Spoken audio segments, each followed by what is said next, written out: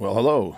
This is another episode of Ready Municipal Light Departments, otherwise known as RMLD, Current Insights. This is our podcast where we try and spend a few minutes talking to members of the RMLD team, people outside, but our goal really is to educate our customers and potential job applicants, talking to you job applicants, but just things that are important to you as a customer and how we serve you and some of the issues that we're dealing with. So each episode is a little bit different. Today's episode, we're going to talk about our customer service team. So at RMLD, we are staffed Monday through Thursday, 7:30 to 5:30 at RMLD. So if you have questions, you can call. We'll walk into the detail in terms of how you can contact us, but live people. So there's 6 of our team members. 2 of them are with me today. We have Sue and Karen. In a moment, I'll let them introduce themselves. But again, for all of you out there, we're just trying to keep explaining to you what we do behind the scenes to make sure that we keep the lights on and we make our bills affordable and we're compliant with regulation. As you guys have heard me say many times before, our mission's pretty straightforward. Reliable, low-cost, non-carbon energy. That's what we do for you guys. So we're going to jump right in. Sue, I'll start with you. Just quick introduction, who are you and how did you end up at RMLD? Just real short. Hi, so I'm Sue Mitchell. I've been at RMLD in customer service for 13 years, and I was doing customer service at another company in a very different industry when I found out about this job, and it's worked out well. The rest is history. Yeah, the rest is history. Well, we're going to get more details about all the fun things you do at RMLD as the customer specialist. But that sounds great, Sue. I'm glad you're here. Karen, quick intro. Hi, I'm Karen Nickerson. I've been there. This is my 8th year. 8th year. Oh. Longer than me. Longer than you. And I love it. I live close to home, so it's been great. Good. Well, we're going to jump into so great, Karen. I'm glad you guys are both here and representing the RMLD team. So just kind of a quick overview. Maybe Sue a couple of the things, and then Karen, you can kind of finish off. But what are the half a dozen? What's the customer service group do at RMLD? So I know Sue kind of kick us off, and then Karen, you can kind of fill in. But what's the role? Like, what do you do there? Why do we have? Well, I'll go to the why later. But what do you do? So the customer service team is really a liaison or conduit from the customer to the other departments and vice versa at RMLD. Yeah, two-way communication. Good point. And, the other departments, so just kind of elaborate. So, like, what are you thinking about? So we have the meter department, the line department, communications, the control room. We have facilities, engineering. And at times, a customer may need to get information from them that we can't help them with. So we kind of put them in the right direction. So you're the first point of contact. Yes. Good. Yeah, Karen, go ahead, elaborate so as being that first point of contact and connecting us, some of the things you guys, on a daily basis, some of the kind of things you handle. So we can be reached either phone, email, or in person. Usually it's phone, and it could be anything from paying your bills or questions about EV chargers. It could be a UAN. It could be a rebate. It could be any number of things. It's a lot of things we do. It's a lot. Yeah. So we keep the lights on, and for most customers, hey, the lights are on. Yep. I got my bill paid. It's all good. Right. But there might be questions on a bill, new service, for example. Any number of things. It could be a move. Somebody's moving away. When we talk about UANs, Karen, I'll come back to you on a different topic. But Sue, UANs. What's a UAN? A UAN, that stands for Utility Authorization Number, and that is a document that we create with the electrician when they're trying to pull a permit with their town. That number will be called in by the wire inspector to us as okay to go back and connect when the work is done and approved. Yeah, all about safety, right? Yes. We're trying to keep track of things, but we're kind of a coordination point just to make sure before we repower the service or whatever we're doing to it that the wire inspectors had a chance to look at it, the electrician's done, And it's basically safety first and foremost. Yes. And our customer service team, Karen and Sue are part of that group, and the other individuals with them. So, I guess, Karen, top 5 things, top 5 questions that you get any given day. What are the ones that come to mind? It could be top 4, but just big picture. Maybe the top one would be paying bills. Yep. A lot of people call it pay their bills. How to pay the bill. How to pay their bill, Yep. billing questions, so something related to that. Maybe transfer of service, open a new account, close account. Yep, good. Real estate, if they need a letter of sale, something like that. Probably rebates and UANs. We get a lot of those calls. Yeah, rebates and UAN. So we have a lot of rebate programs. Yep. And the first point for our customers, go to the website. Exactly. Right? But if you have questions on it, call the customer service line. We'll say this a few times. What is the number? 781-942-6598. 6598. Okay, for those of you out there, look at your keypad. Karen, what's that? What's with that number? Well, what did I call it yesterday? No, it's a square. It's a box. It's just lines right up. Lines it's right easy up. to remember. You look at your keypad, right? It's just an easy number to. So for those of you that are visual, Yeah. it's a visual cue. So say that number one more time. It's 781-942-6598. 6598. Very good. Okay. So Karen, tell us a little bit. On billing questions, typical billing questions that customers would have. Well, first and foremost, before we get into billing questions, like how can customers pay their bill? What are the? They can pay any number of ways. They can pay with us over the phone. They can mail in a check. We have drop boxes. We have drop boxes where? Yeah. Like we serve 4 towns, so. We have 4 towns. Well, 4 locations. You can do it right outside of ours. We have a drop box right at our location on Ash Street. Of course, there's the window if they want to come into the building. They can come in, which Yep. some people love to do. Yep, drop box, yep. Yep. Or there's the drop box outside of us. There's one at Reading Town Hall. Mm-hmm. There's one at McKinnon's now McKinnon's in now, Wilmington. Yep. And then the liquor store in North Reading has a drop box right outside. So that's convenient for people.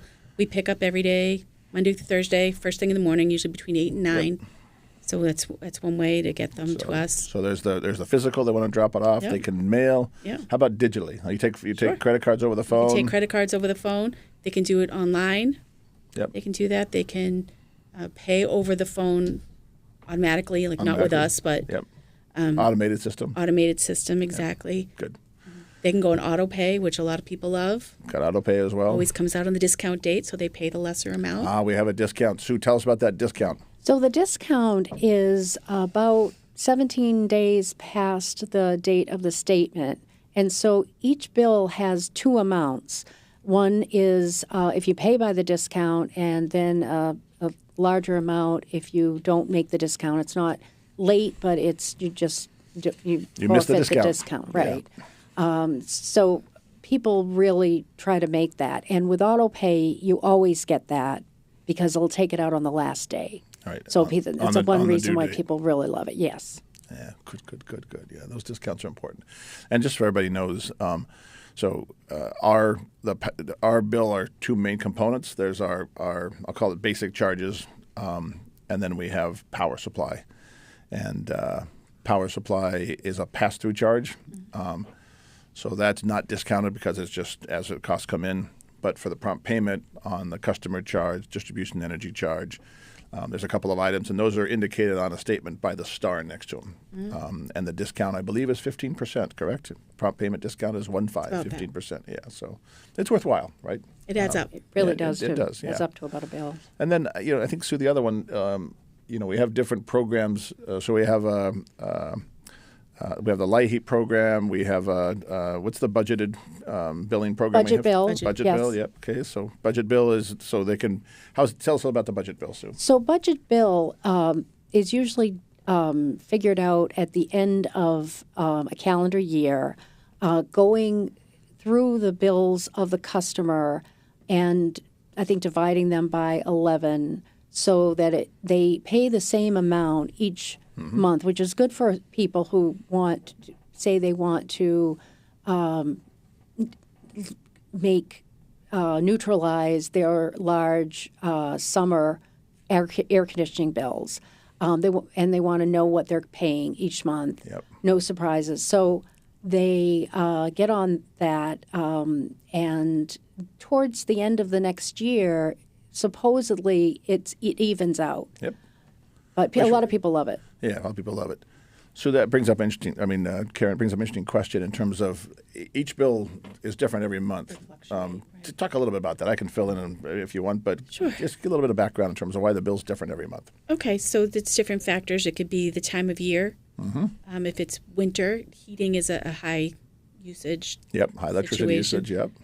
And things people supplement that they may not even think about they're using. Oh, yes, right. Space heater portable or space something, heaters. Yeah, little that's a space big heaters. one. Yeah. And just being inside more. Yep. Using things more. Your lights are on more. Your television's on more. Yep. You're home more. Yeah. When the colder weather, but mostly it's heating. Heating in the wintertime. Heating Summertime. in the wintertime. Summertime, it's AC. AC You is a have to big be one. comfortable. You have to do what you have to do, but you have to be aware of it. Yeah. So our goal is, if you want electricity, our goal is to make sure we always provide it. That's the first part of our directive, reliable. Yep. If you want it, it's always there. But I think you bring up a good point, right? Summer, typically, right, historically, for the past 15 years or so, we are what they call summer peaking. So our peak load is in the July-August timeframe. It ties to, as you mentioned before, the air conditioning season. Air conditioning is a big load. Right. And then, Sue mentioned about budget billing. There's patterns. Most people have patterns. Right. Things change a little bit, but there's patterns. So the budget billing program works pretty well, particularly if we have history. For those that want to just have it flat. Right. And then, of course, we have auto bill as well. I think, Karen, talk a little bit. We have a bunch of different rebate programs. So just kind of high level, just big categories of rebate programs. Okay. Well, heat pumps is one right now. Air source heat pumps, right? Air source heat pumps, EV chargers, different appliances. Yep. All sorts of appliances. Yep. Yard tools. Electric yard equipment. Yeah, electric yard tools. So that's one. So everything's right on the website. It's rmld.com. Yep. And it's good to look and see what might apply to you. You may not even know that it's something. Yeah. If it's something you've recently purchased or done to the home. Yeah, take a look at it. Take a look at it. And so, one of the things that we do, because the funds for the rebate are part of the electrification and efficiency fund that's part of your bill. So it's customer money that basically goes back. Right. The focus has been either for electrification or efficiency. Mm-hmm. But there's time windows behind it. So right, exactly. There's different ones have different time horizons, but typically it's 6 months or less. Typically, but take a look at the website, and most of that stuff can be done online. Mm-hmm. I'm talking, as you guys know, out there in podcast land. I'm talking to Karen and Sue, like they're part of our team, so you can get to a person. Yeah. And usually right out of the gate. It's not a big long dial to get to the customer service people typically. But if you want to do stuff on an automated basis, that's available too. Mm-hmm. So, we talked a little about,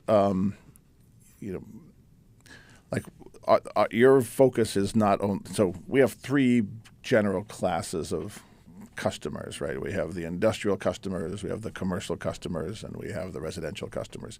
And then we have municipal customers as well, but that's a smaller subset. But, I don't know, so if you could talk a little bit about, kind of typical, we talked a little about typical questions, but, maybe some of the unusual, I want to do too unusual, but the unusual things that residential guys might be calling about. I mean, I'm trying to just continue to give our audience a flavor of the different kind of questions you guys have. So building questions are very common. We talked a little about UANs, questions on rebates, but other kind of questions they might have that might come to mind from a residential perspective. And Karen, I'll ask you the same thing about the CNI space in just a second. But anything come to mind?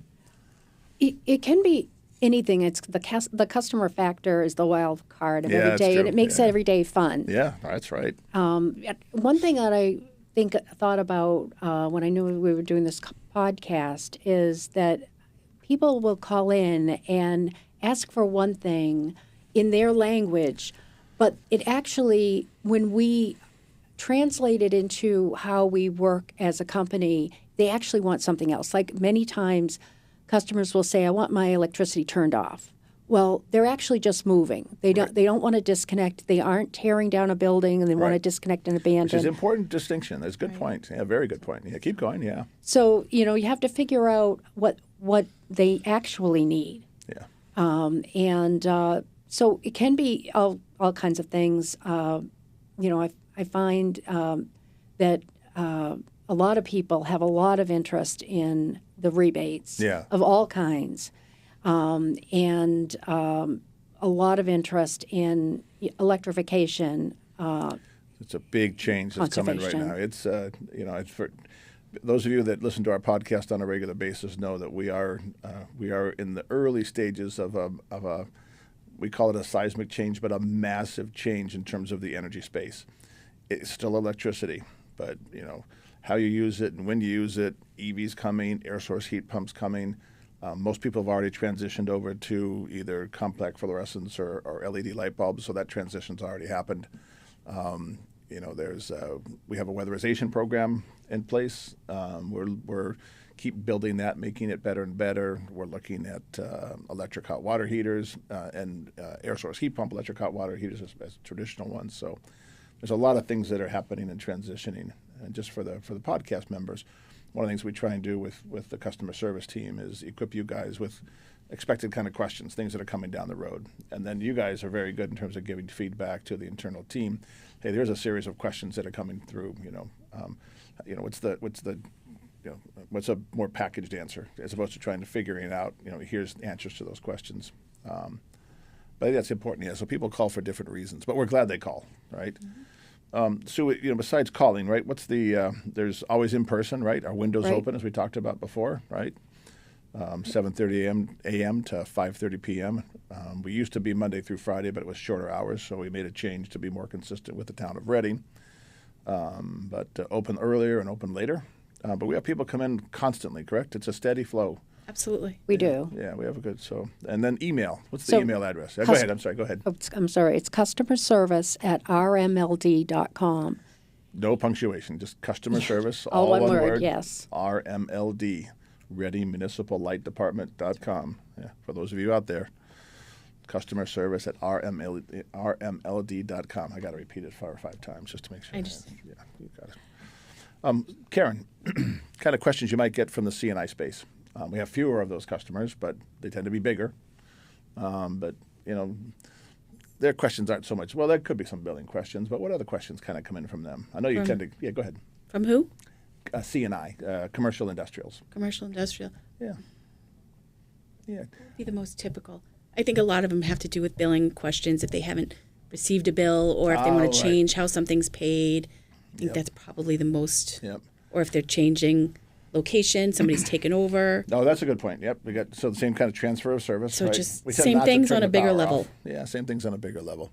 And then you guys, you mentioned before dealing with the internal organization. So you deal with the billing team. Yep, all the time. Right? Regular billing team, and they're great to work with. Great. You deal with the engineering team, right? Particularly on the C&I space, they come in with particular questions. You guys deal with the we call it IRD, but Integrated Resources Group, right. But. Very helpful. Yeah, so that you got to figure out who to direct the calls and questions to. Right. But maybe Karen just kind of elaborate a little bit.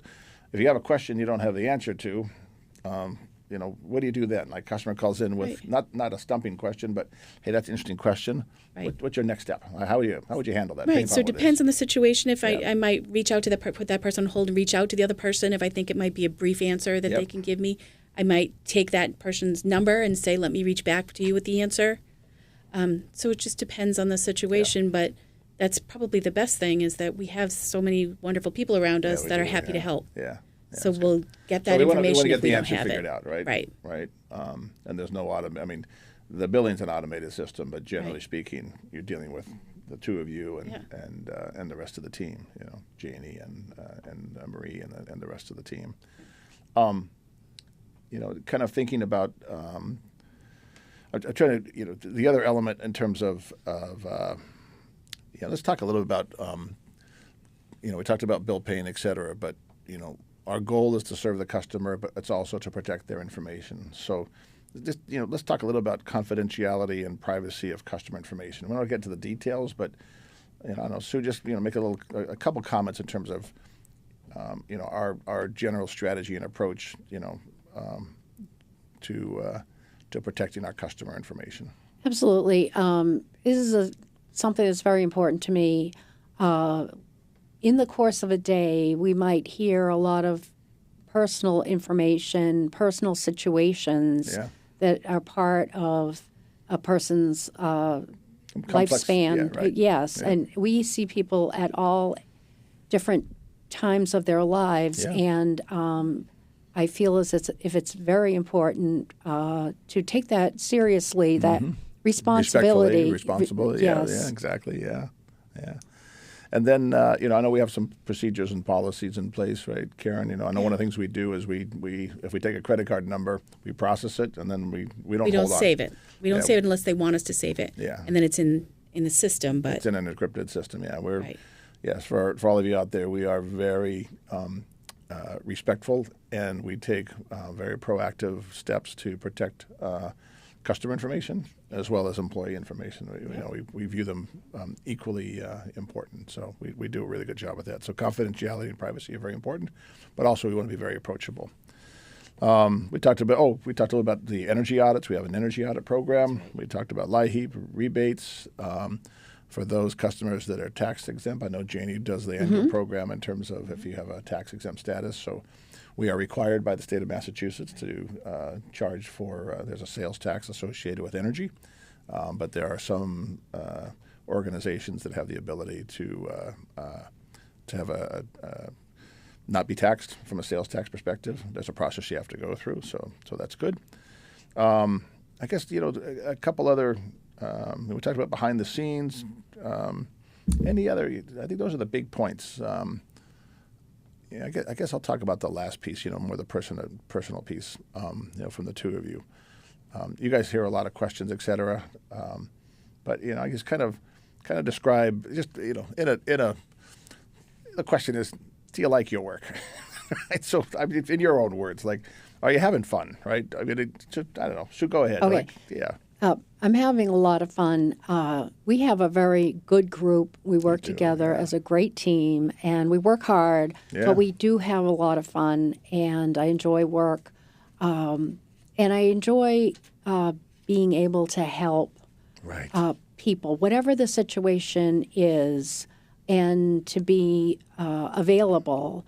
And the fact that we don't have them on hold and not being able to get to a human, and that we're able to, whatever their level of technology expertise, we're able to help them on whatever level they are at. And you guys have seen a lot of things, right? I mean, as you mentioned before, right? What's the real question behind the question, right? What's the real reason for the call or the email? And those are the two primary, or the in-person, right? So, yeah, that's good. I think there's an energy.